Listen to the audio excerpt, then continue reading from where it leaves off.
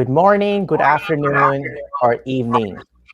Thank you so much for investing your time with us this Sunday for a fascinating panel discussion. Should people be forced to bear witness? We'd love to know where you are all tuning in from, so please drop a comment below and let us know where you're watching from. I'm Varun, the digital media coordinator for Animal Save Movement, and I'll be your host today. Joining us on our panel is Anita Krajnc, co-founder of Toronto Pig Save and the global Animal Save Movement, and David Prince, the animal rights philosopher that converted Anita to the animal rights cause in the 1990s when he organized a screening of the Animals film. Thank you so much for joining Anita and David. I would request you, when you're not speaking, if you can turn off your mic so we can hear better.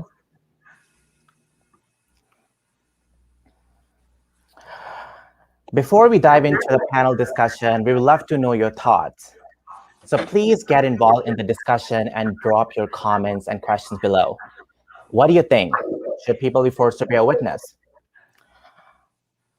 I'll keep on checking your comments. So keep commenting. Let us know your thoughts. Before I hand over to David, I would like to share my own personal experience of bearing witness. I regularly attend vigils in the Toronto area and see with my own eyes what the cow, pig, and chicken victims of human supremacy are forced to endure before they enter the slaughterhouse. Bearing witness is a life-changing experience. When you come into close physical contact with someone and look them in the eyes, you make an instant emotional connection with them. You see, you feel the fear, and you want to do anything possible to make it stop.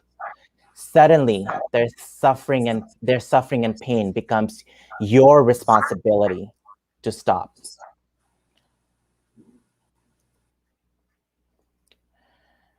When so much atrocity and violence is taking place, it is our moral responsibility to bear witness and commit to ending animal exploitation. Looking away, I strongly believe, is a privilege that not every individual has.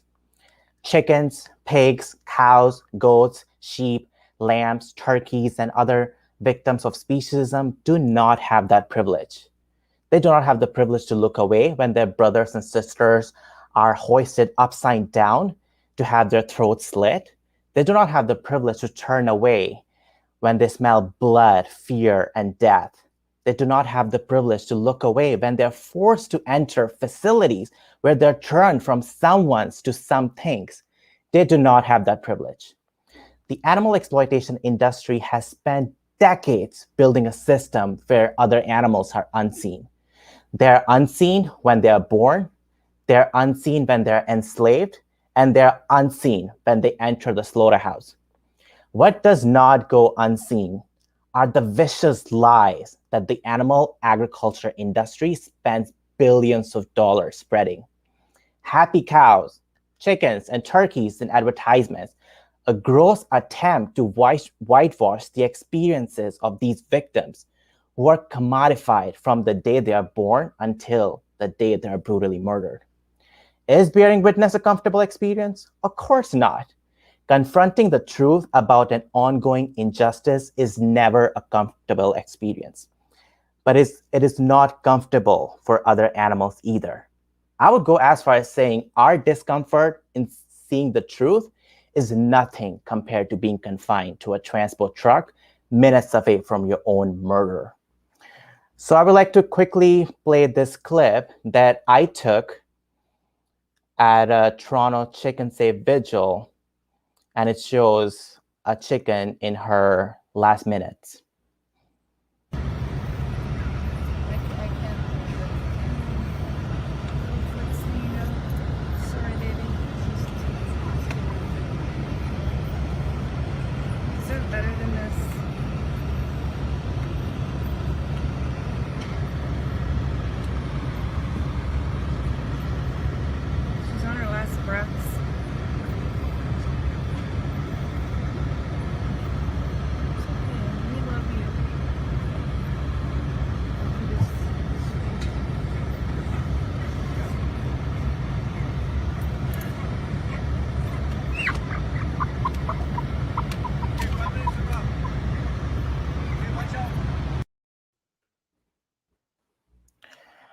Now, I will pass it on to David because I'm really interested in hearing from you what you think about bearing witness. I'll unmute you. Yep. Thank you very much. I really appreciate your very insightful points about animals not having the privilege to look away and to do anything else than endure the atrocity we're talking about. I go back 30 years with Anita, and I'm honored to be here with you today. Anita, we both worked on our doctorates around the same time at the University of Toronto. There is no doubt that factory farming, transport, and slaughter, that these are atrocities. I'd like to introduce a term, if people find it helpful, that people who participate in atrocities are atrocitors. Their agency is in committing atrocities. No one deserves to be insulated from the consequences they participate in. And so I will say that, yes, people should bear witness, and I hope you'll forgive. I'm a theorist, so I have some theory to use in addressing our question, should people be forced to watch Dominion? We need to get beyond a simplistic to force or not to force, because forcing can mean very different things.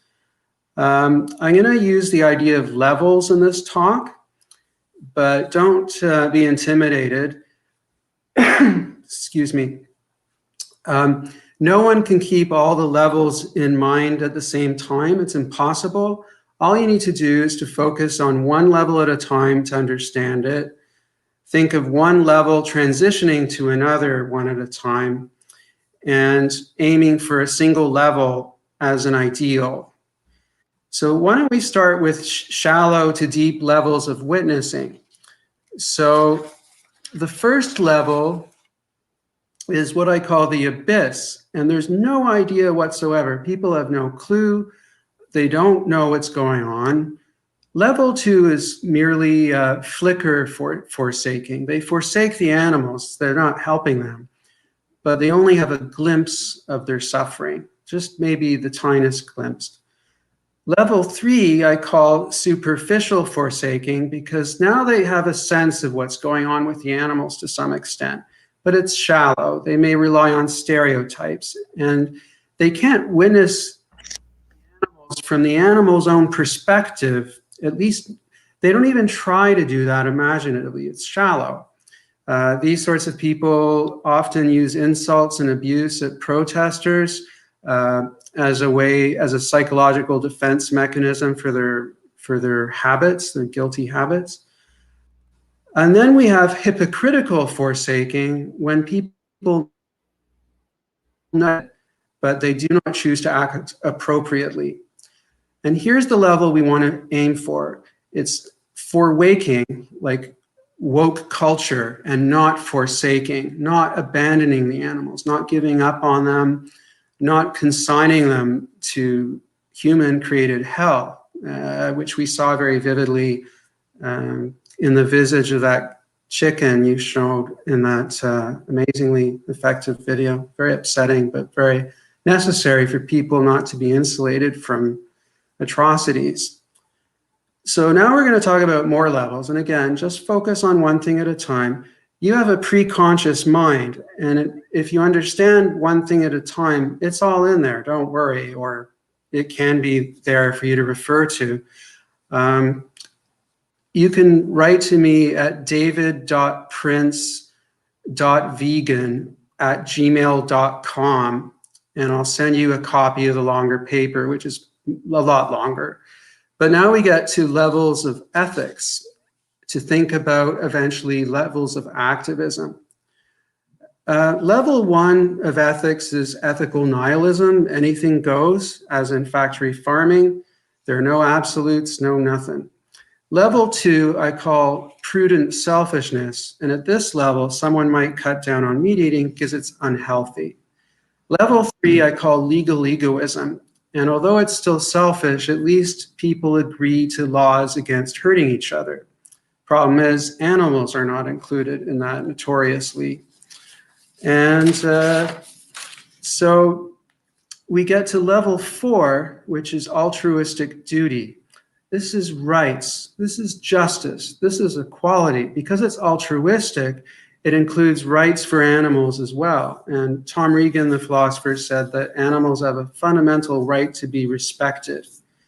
I'm going to go on to 2 more levels to try to show that we can do better than just rights and duties. Level 5 is caring virtue.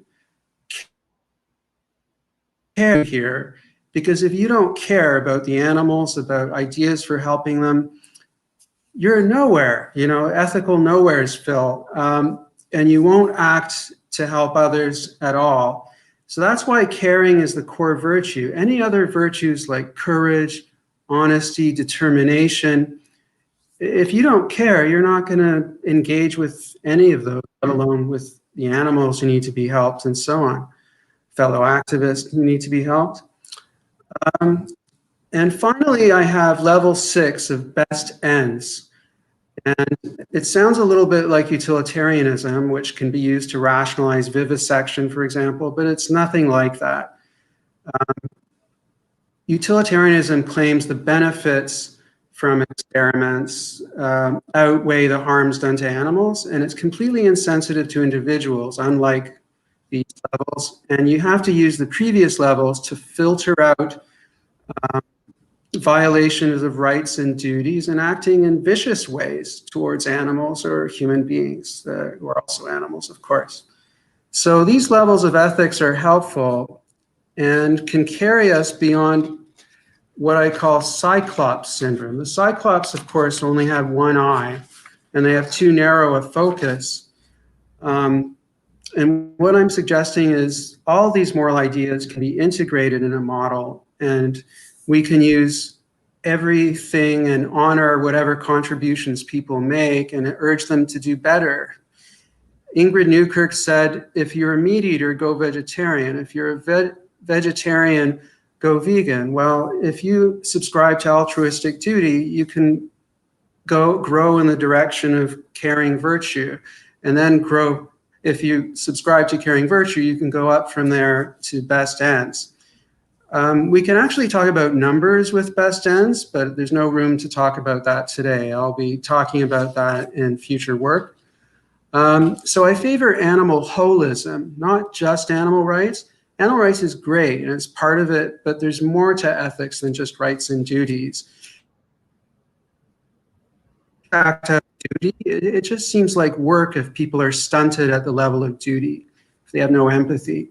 But with empathy, there's this wonderful motivation, because every time you benefit someone, and moral agency is about benefiting others, including by protecting them from harm, you take joy in the good that an animal may enjoy, and you feel relief that someone is not being harmed. So those are the levels of ethics. I apologize for the speed with which I have to go through this, but you'll be able to read about it later if you choose. If you want to write to me, I'll share it with you. Now we get to witness insistence. And again, the levels. So no insistence, no activists in the street, no one in your class, no one in your family is insisting on anything. People do whatever they want, and that sounds a lot like anything goes ethical nihilism. Inconsistent insistence. Vegan 1 day a week, something like that. Self-insistence. You only demand of yourself, let's say, to be vegan, but there's nothing for others, not helping others to grow or not be atrocitors or anything like that. But then you can progress to quiet insistence, social insistence. So at a protest, someone who distributes leaflets, collects signatures for a petition, holds up a sign or a banner. This sort of quiet insistence is important too. And we have to honor people and, of course, not dishonor them if they can go no further because of mental health issues, for example. So beyond that is level 5, urgent suggestion. These are the people who have the courage to speak up and implore others, please do not participate in atrocities. So that's urgent suggestion, but it actually goes beyond that to 2 more legitimate levels. Level 6 is requirement insistence. So someone in a school or university could be required to watch Dominion if they want full marks on their exams, for example. Or you can have an activist group, and it's the norm for everyone to watch Dominion to know what they're talking about, unless, again, someone has mental health issues that somehow forbid this. And, you know, all citizens can be required to be aware of atrocities, just like in the Holocaust. In that film Lore, it shows how people are required to see concentration camp pictures. And level 7, the last acceptable level before level 8, which ain't good, is confrontive insistence. So it goes beyond these highly civil settings of institutions, schools, that sort of thing. And it can be very in your face, but not abusive, because that would be vicious. You know, that goes against level 5 ethics of caring virtue. But again, we don't insulate atrocitors from atrocities. So, for example, I went into Burger King and started telling people about the suffering that went on before the burger arrived in front of them. Martin Beluch in Austria, he would do open rescues, and he got in the media everywhere, super effective. The Conservative Party there would not hear about factory farm or anything like that. So he took a dead chicken from one of these factory farms and slammed it on the desk of the leader of the Conservative Party. There may even be a small element of retribution in that, but again, it would be vicious to torture people who engage in torture. I call this thunderbolt activism, this confrontive insistence. You never know when people are going to pop up in a food court with a little screen showing what happens to animals. And people with confrontive insistence have the virtues of courage, compassion, boldness, honesty, and determination, and hopefully tolerance too, within reason, right? Tolerating everything, not the way to go. Finally, there's the level that we have to avoid, level 8, which rhymes with hate, coincidentally. And this is what I call clockwork orange insistence. This is like morally criminal action, kidnapping or assaulting someone or strapping them to a chair, having a stereotaxic device pry open their eyelids, like in the film Clockwork Orange. So that's why it's called clockwork orange insistence. So this allows us to answer the question with some sophistication. We know that we need deep witnessing that will not forsake the animals. We know that there are many valuable levels of ethics that we can use, even laws for selfish people one day, that can be of value too. Or getting people to cut down on animal consumption, less demand, less death, you know. So yeah, and we see how that the levels of ethics in turn play into various forms of insistence. And watching Dominion could easily be part of requirement insistence in schools or activist groups or even some businesses or as citizens. That's a kind of insistence. People will go farther still with confrontive insistance. The spectrum of valuable activist tactics are covered here and advocated. And I'm just going to wind up. So people can't go around in a hedonistic bubble, you know, constantly just working only to seek endless amusement, forsaking others, just sleepwalking through life. We need to aim for deep witnessing, and we need to insist on it, because atrocitors cannot be separated from their atrocities. Holistic ethics also requires justification. You won't even find that in the longer paper. That's a larger project, which I am working on. So thank you very much for your attention. I hope I haven't skittered around too much, but you can tell that I care and that I agree that we need to insist on people seeing films like Dominion. Thank you. Thank you so much, David. Thank you, Varun. Before I pass it on to Anita, I would like to play this clip.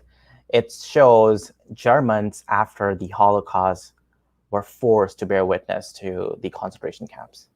So let's get it started. And there's a little panel discussion, like a Q&A after it, like a minute. It lasts a minute, so we'll watch that together as well. Nazi party leaders and office holders were commanded by Allied military authorities to visit concentration camps in the neighborhood of their cities. They were forced to see with their own eyes crimes whose existence they had indignantly denied. At Weimar, all citizens were ordered to visit the concentration camp. They started the trip as though they were going on a picnic. After all, it was only a short walk from any German city to the nearest concentration camp. But there was no picnic behind the barbed wire. Death was the only one who had feasted here. Each and every one had been murdered on orders of the Nazi High Command.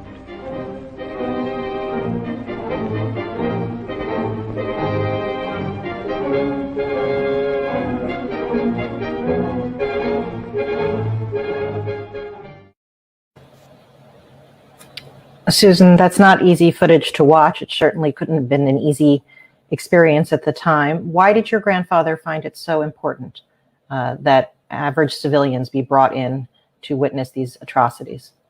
Well, there were many people at the end of the war who said they didn't know.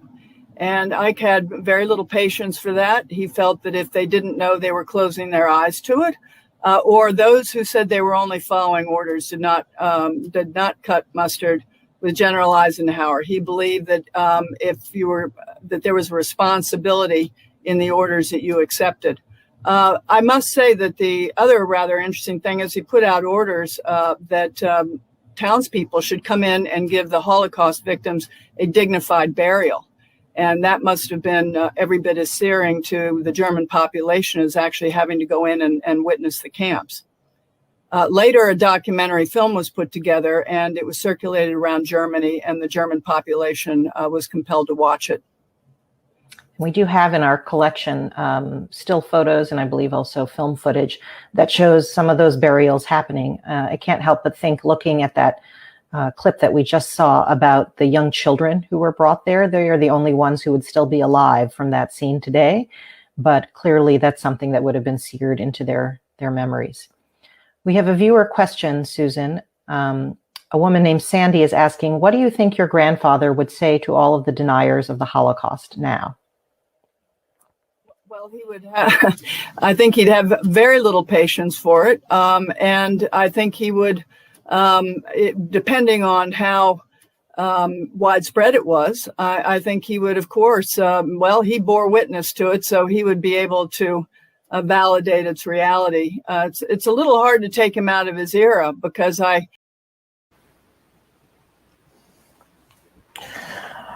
Thanks everyone who watched it. And Anita, what are your thoughts? Should people be forced to bear witness?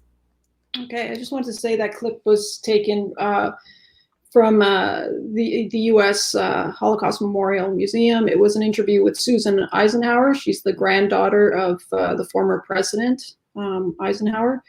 And in it, what I found interesting is that there was the sense that even before the war ended, Eisenhower wanted the camps to be documented. And after the war, he felt that the German population had to be held accountable, went through an accountability phase, and ordinary citizens were compelled to see the camps and to watch a documentary, which was subsequently made. And I think it had a really positive effect on the political culture in Germany. And if this had been done in some of the other countries, Eastern Europe and other countries where there were camps, I think would have had a positive impact on the political culture of those countries. So it had a very positive outcome, I think. This is also shown in the film Lore. It was directed by Kate Shortland. And she directed the Marvel film Black Widow, but she did this very important film called Lore about following a number of young Germans whose parents were taken away because they were part of the Nazi leadership, and it shows the transformation in the youth as they learn about the horrors that were committed in their name. And it shows, and this film just brilliantly shows like the change in the political culture of the country, and how the youth begin to stand up and rebel against racism and the atrocities that were committed. So I think, so in the case of our work in the animal rights movement, we want to change the political culture and the norms so that it becomes normal to bear witness. And bear witness was defined by Tolstoy as not looking away, but coming close as you can, and trying to help suffering animals. And so we want to make that the cultural norm. So how do you do that? How do you change the political culture? I like what David said. He said it's not just about duties. You also have to think about caring and empathy, but in terms of duty, let's look at that first. So there's a Professor Schrader-Furchett. She talked about duties that are related to, first of all, knowledge. So if you have knowledge or skills and resources, then you have an extra special duty. Often people ask, why should vegans bear witness? Why shouldn't it be omnivores that are the first to bear witness? Well, basically, it's related to this duty. If you have knowledge, then you have a responsibility to act. And Tolstoy said, those who know the truth have to bear witness for those who do not. Bite-sized vegan, Emily, she came to the same conclusion. She was on a speaking tour, and she gave a talk in England and addressed, this was the topic of her talk, was who should bear witness. And most people's knee-jerk reaction is, well, the omnivores should bear witness. And then she concluded, well, they're not the ones that are going to be motivated to care, as David said, the people that are very compassionate and empathetic. So it's really the people that have knowledge. So that means the vegan community, they should be first in line in bearing witness. So that's the one duty. Then there's a duty related to act based on our ability to affect change. So if we are able to affect change, for example, if there's a slaughterhouse near you, it's easier for you to set up a vigil and do something than if it's further away. So or there might be other reasons that you're able to affect change. So there's a duty that arises from that. In the short film that you saw, it mentioned that those concentration camps were walking distance from the people that lived in Weimar.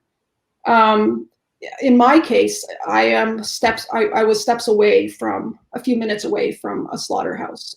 Many people live near a slaughterhouse, and it is your responsibility to go there, to organize a vigil, and to invite other people to join you. Then there's a duty that's related to complicity and unfair advantages. And Varun very eloquently started with the animal standpoint and talked about privilege. Animals don't have the privilege of looking away. They bear witness their whole lives, from the day they're born to the day they die. So imagine how traumatized the animals are. It's just inconceivable how traumatized they are. So we, as the human species, are incredibly privileged. And then within our species, there are other privileges that also rank different humans in terms of the privileges they have and how they need to abolish those privileges. So that can be related to ethnicity, class, gender, and so forth. And then fourth, there's another duty that's related to how big the catastrophe is. So the greater the catastrophe we face, the more pressing is our duty to advocate. So in the case of what's happening to animals, it's the scale and the intensity of the abuse and suffering is unfathomable. Really, it's so horrific. So the catastrophe for the animals is humongous, but it's also a catastrophe for the planet. Animal agriculture is the leading cause of climate death or climate chaos. And Leo Tolstoy said, when we wish to harm others, we really do evil to ourselves. So in other words, with us harming animals, it will come back to us in the form of an existential crisis. We're in the process of killing the planet. We do have a duty to act on behalf of the animals for their sake, because of the size of the catastrophe they're facing, but also in order to save the planet. And of course, there are other reasons, such as public health. There are the rights of slaughterhouse workers. They should not be working in a job involving killing. It's so unfair for people to pay people to do their dirty work. And also, we have a responsibility with respect to activists. A number of animal activists have been killed while standing up for animals. Recently, Regan Russell was killed June 19th last year while at a vigil, after a vigil where she had been giving water to thirsty pigs. Okay, so there are these duties, and I completely agree with David that you need to talk about empathy and caring, and how do you not only compel people to go to a vigil, an animal vigil, and bear witness, or to watch a film such as Earthlings or Dominion, but how do you also help people empathize and care, and I think and engage in deep witnessing. So I think those are the two things we need to keep in mind. But the next thing I think we need to talk about is who do we target? Like who should, I spoke a little bit about who should bear witness first. But if you want to change the cultural norm, and our political culture ultimately want everyone to bear witness, and it just to be a normal thing, a natural thing. In fact, looking away is something that is ugly or like not natural. But looking and trying to help when somebody's in need is something that we all do. We run to someone who is suffering. So so we want to change the political culture. So we can talk about who should we target in our effort to compel people to witness. I would argue vegans. The number of vegans in different countries is, could be 1% all the way up to a few percent, and most of them are not activists. So I think it's very important to try to get vegans to become activists. It's good to target vegetarians. I agree. Somebody just Derek suggested vegetarians. I agree. It's good to target social media influencers and celebrities, because remember, one of the duties is you have a special duty if you have special skills or if you have an ability to affect change. So I think celebrities and social media influencers have an obligation to use their platforms for the for animal rights and climate protection. I think besides that, we should target community leaders, like religious leaders, spiritual leaders, labor organizers, environmentalists, human rights activists, feminists. I think that children should be included. The young should be included. In the film clip that we showed, it mentioned that in the discussion after the short documentary, it mentioned that children were there bearing witness in the camps. And some of those children are still alive today, perhaps. And it's important as part of a truthful education that all ages, bear witness to animal suffering. I like what David said in terms of requirement insistence and a more confrontational insistence, and how they're both necessary. And I'd like to close by talking about, like, how can we implement programs which would have requirement insistence.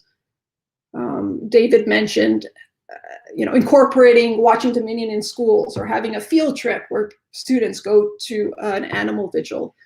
Try to think of other ways you could do requirement and more confrontational insistence. As a birthday gift, you might say, hey, your whole family and friends, I'm taking you to an animal vigil to bear witness. That could be sort of a requirement insistence, or it could be a confrontational insistence if you say, oh, for my birthday, I'm going to take you somewhere, but not tell them where you're taking them. And then you take them to a vigil. That would be a more confrontational insistence, sort of forcing them to bear witness. But I think when we're talking about crimes against humanity, in the case of genocide or the Holocaust, and when we're talking about crimes against animals or crimes against the environment, in some cases they might not be legal crimes yet, because sometimes it takes time for the laws to catch up to moral ethics. In those cases of crimes, those humongous crimes, I think we should all be compelled or forced to bear witness and to try to stop the injustice. So I'm a strong supporter of the idea that people should be forced to bear witness.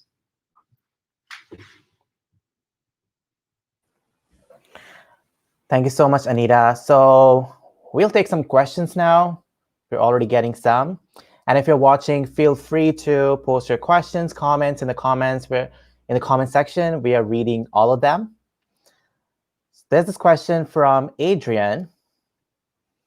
She's asking, how would you suggest that we can effectively force/insist people to bear witness? Is this goal possible? Where do you suggest we start on a campaign of this sort? Thank you, Adrian, for asking. David, did you want to start with that, or do you want me to? David, wait, I'll unmute you.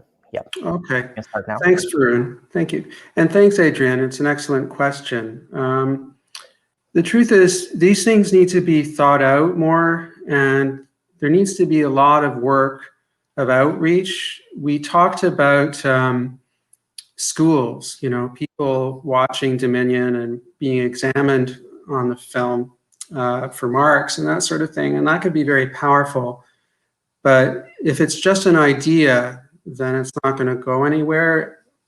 A lot of work needs to be done in institutions of education, this sort of thing, and a lot of communication with activist groups. A lot of work needs to be done discussing cooperative, politely insisting that people bear witness in some fashion or other. It could be, I would be thrilled if there were animal rights groups that would make a program as part of our activists, to have a special event where the members join a vigil at a slaughterhouse. Something like that would be very good.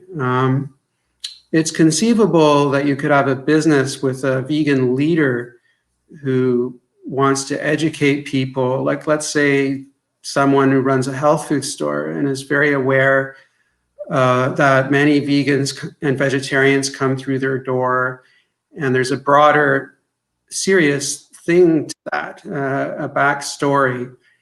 And the owner could very well educate employees so that they're sensitive to why people are opting for alternative products. And we're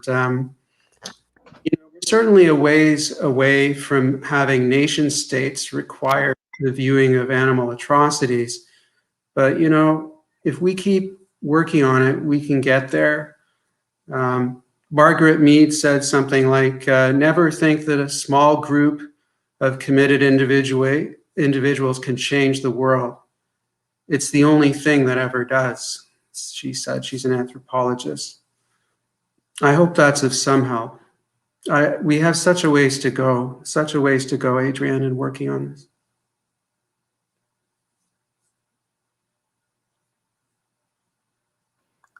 Thanks so much, David. We'll take the next question. This one is from John Holton. He's asking, what are some of the best or most effective methods for animal rights activism that don't involve or depend on social media?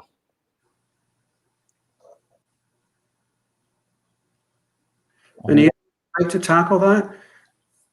Yes, so I think what we're talking about is firsthand witnessing. And in the film that we showed you, what was emphasized was compelling people to go on site and firsthand witness. And when we hold animal vigils, that's what we do. It's firsthand witnessing. And there was a DXC organizer in San Francisco that asked me, what's the difference between watching a video and bearing witness? When you're bearing witness, you're on the ground, you're physically there in the present. And when you're bearing witness to animals, as Varun talked about earlier, you have a certain level of a much greater level of responsibility. It's not abstract. It's not a film from somewhere else from many years ago. You're there. It's your community. You're responsible. And I think that when we hold these vigils, we're only partially bearing witness, because bearing witness is defined as coming as close as you can and trying to help. And we rarely help the animals the way they want to be helped, or the way we would want to be helped if we were in their circumstances. So we occasionally rescue one animal out of the billions, but most of the animals then go off to slaughter. But we still are not doing our activism in vain. It's because we are sharing their stories. And this is where social media comes in. Greenpeace talked about media bombs. They would have these dramatic actions like sail into ground zero where there was nuclear testing, or insert themselves between a whaler's harpoon and a majestic whale, and get those images out into the mass media.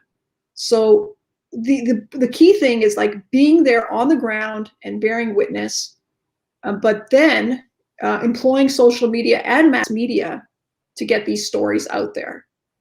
But you can't just rely on social media. You actually have to do the work of being on the ground. And so there are many organizations like Meet the Victims that occupy animal farms. Direct Action Everywhere does open rescues. Animals Australia, Animal Liberation Victoria has done slaughterhouse occupations and open rescues. And I think it's really important to do grassroots animal rights activism where you bear witness at slaughterhouses, at animal farms, auctions, and then use social media to get the word out, as well as mass media. Thanks, Anita. You mentioned something about slaughterhouse workers, how they are in that place, not willingly, but they're also victims of the system. So there's a really interesting comment by D. Ferdinand, and it's not a question, it's a comment, and I find it really interesting. One slaughterhouse worker at the cow vigil told me he supports us after I told him I'm sorry he has to work there. Conflicting feeling. So what are your thoughts about, slaughterhouse workers having to work there? And because I personally feel there's a racial disparity there, because most of these workers are Black and brown people who are refugees, and they don't want to work there. They have to work there because these slaughterhouses, pay them certain amount. But what's also interesting is that there have been studies showing that the neighborhoods with slaughterhouses also have higher domestic violence rate, and these slaughterhouse workers also suffer from PTSD from killing all day. That's what they have to literally be a witness, just killing, and there's blood everywhere. What are your this question is both of you. What are your thoughts on this thing? Should vegans be sympathetic to slaughterhouse workers? What's the best way to help them get out of this cycle of violence?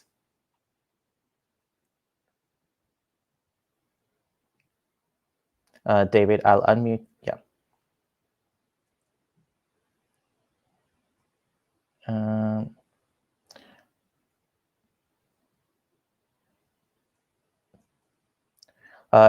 David, can you unmute yourself? Okay, yeah, you're good now. Thanks, Varun. I appreciate that. So I think it should be understood that, slaughter, it's the most dangerous job in the world, working at a slaughterhouse. And as you said, a lot of these people are immigrants who feel very challenged to find any kind of paying work to support themselves and perhaps their families. And with these workers, if we're ever going to reach them, we have to try to create a human bond with them of mutual understanding. If we just attack them or offer abuse, that's in keeping with the kinds of principles we want to oppose. It's vicious, and they become defensive and they withdraw. But the floodgates are waiting to open for a lot of atrocity workers. And so, for example, a study was done on people working in vivisection labs, doing horrible experiments with animals. And a sociologist asked the workers if they feel guilty, if they feel that somehow this is really wrong. So what they found was that people would say they were okay with it at first, but it was part of the study to really probe them and get their actual view. And once they did that, they discovered that over 90% of the workers actually did feel there was something wrong with what they were doing. I think that with slaughterhouse workers, they have a conscience. Somewhere there's a quiet voice of conscience trying to speak with them. And, I'm sure there's psychopaths working in slaughterhouses as well, but there are people that we can reach. And you never know when you're going to make a breakthrough with someone. And so it takes patience and determination. With duty, as I described earlier, it's a must, not just doing your best. And we have to demand that duty, like the duty not to participate in atrocities. My goodness, we have to demand that. But higher levels like virtue and pursuing best ends, that needs to be cultivated, because virtue has to be your own. Someone's not virtuous if they're just forced into conformity with something. So it has to grow up in the agent through cultivation and encouragement, support. And similarly with best ends, the still higher level of ethics, it means each agent trying their best. There's no substitute for that. And so trying to cultivate these things, we need to be really positive, as well as, of course, reflecting on the horrible things that do occur. I hope that's of some use there. Thanks, David. Thanks. We'll take a couple more questions before we wrap up. There's a question from Carol Sharp, and she's asking, should it be on the school curriculum with films and outings, and how could it be controlled, that is, with regards to mental health of children?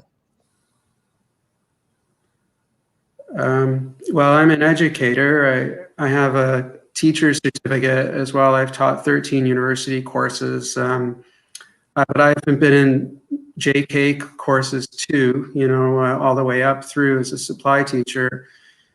And organizing a field trip like this is of a sensitive nature, and so we have to be sensitive ourselves. It should be made plain to parents that some children might need to opt out of the trip if they have mental health issues. So in practical terms, that would mean something like, a certain group will go to join a vigil, and those who are too frightened or otherwise having difficulty, they can bacteria under teacher supervision, doing homework or maybe socializing with people. I've supervised a lot of study halls. There's a lot more than study. So there are concrete ways that educators can sort out these concerns. I talked about best ends. To get our best results, we really do have to be sensitive to problems and to think of solutions as we go, not to take a sledgehammer approach to things, but a sophisticated and intelligent one. Yeah, I think this is a really difficult topic because in every social movement, addressing egregious atrocities requires sacrifice. Like when you're looking at the ugly history of racism and segregation, or colonialism, or genocide, all these are difficult topics. Does that mean we should not study them in school? Should we not study the Holocaust? Should we not study the slavery? Should we not study the abuses that happen in our society? So there's no question there's sacrifice in this. And so the question is, like David said, like, how do we do this so that we address these real issues, but do so with in a creative way. But it's not easy. It's not painless. Many of us who have been going to dozens or hundreds of vigils are traumatized. But if you look at activists on the front lines of Black Lives Matter, they're traumatized. If you look at if you think of Martin Luther King, his home, Coretta Scott, and his home and their children's home was firebombed, and they continued. Imagine the trauma of having your home firebombed. So, like, whenever you're fighting injustice, it is so ugly, it is so violent that when you're part of a social movement that is peaceful and nonviolent, you're exposing yourself to this ugliness, to this violence and this brutality, and there's a cost. And I think Martin Luther King said when he was defending the sanitation workers in Memphis, and people were sort of saying, well, how does that affect you? He said, that's not the question. The question is, how does it affect them?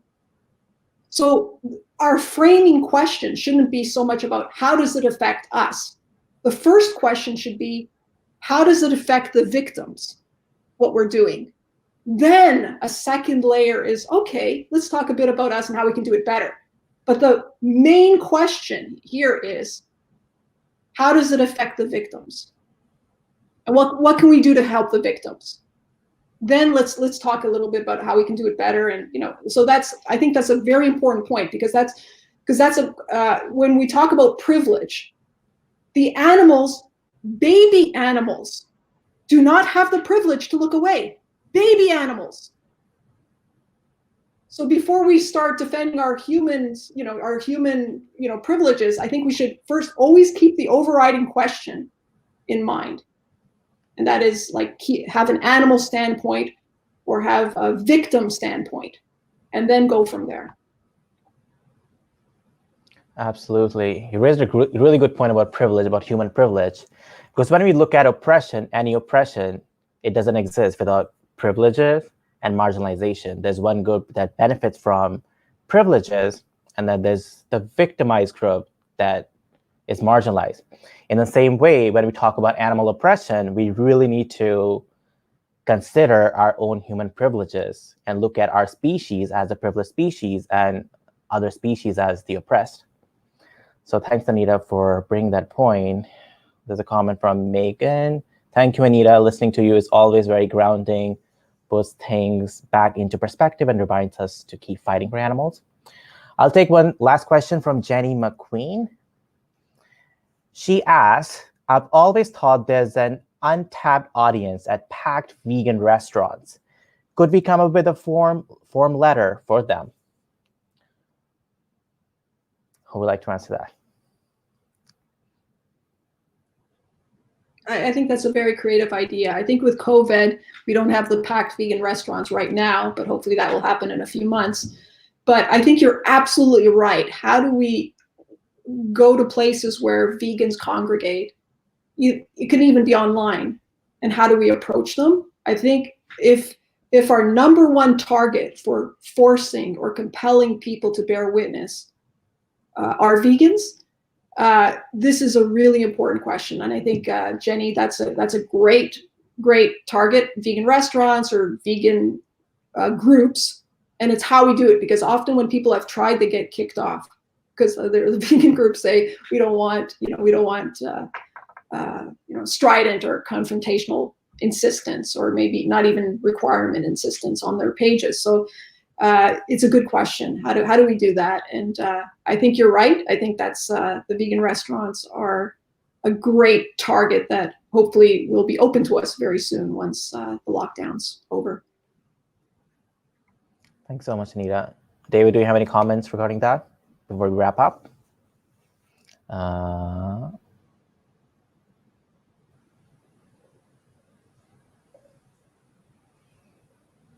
You're unmuted now. No, I don't have anything to add to that point. Sorry. Could you repeat? Okay, okay, thank you. I got it. Sorry, Sorry, Varun. I'm sorry. That's okay. So unfortunately, we have to bring this discussion to a close now. I'm sure everyone would love to join me in thanking Anita and David for offering their time today to talk about whether people should be forced to bear witness. Their points have been both compelling, heartfelt, and captivating. We would like to thank everyone who tuned in to join us and take part in the discussion. Thank you for being there. If you'd like to join an animal vigil in your local city, you can contact start@animalsavemovement.org to get started. Thanks again. We'll see you next time.